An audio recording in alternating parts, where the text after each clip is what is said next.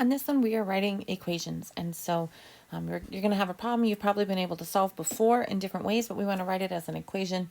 Tell us what variable we're using, because our equation will have a variable, and then solve to find the solution. So at basketball practice, you shot hoops for 20 minutes, ran around the gym a lot. It took about 2 minutes per lap around the gym. Practice was 50 minutes long.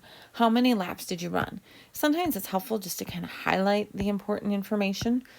Typically, the information that has numbers, double check to make sure that they're not just written out in words. We're trying to figure out how many laps, so that's going to be our variable that's usually in that question. So I like the variable x. I'm going to say x equals laps. You can use whatever letter you want.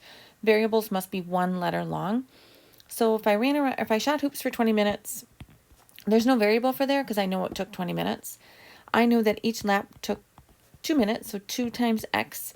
So if I ran one lap, it took 2 minutes. 2 laps took 4 minutes. So that's what that variable means. I don't know exactly how many laps. Total, I want it to be 50 minutes. So that's my equation. Then I'm going to solve my equation. So I'm going to draw my line. I want x by itself, so I'm going to subtract 20. So 2x equals 30. And then I divide by 2, so that x equals 15. My solution is 15 laps. So don't just put the number, actually put it back into the context of the story. The next one says you bought a magazine for $3. I'm going to highlight that. Candy bars for 2. Probably don't need that quite so big.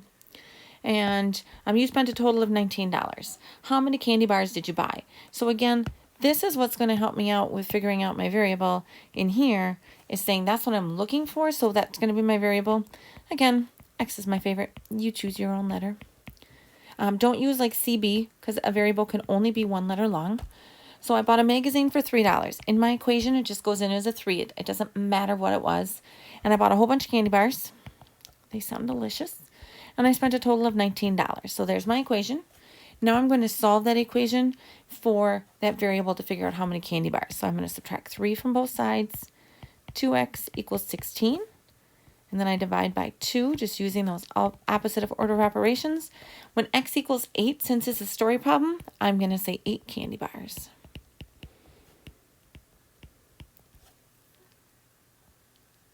And then you're going through the rest of these and then check your answers.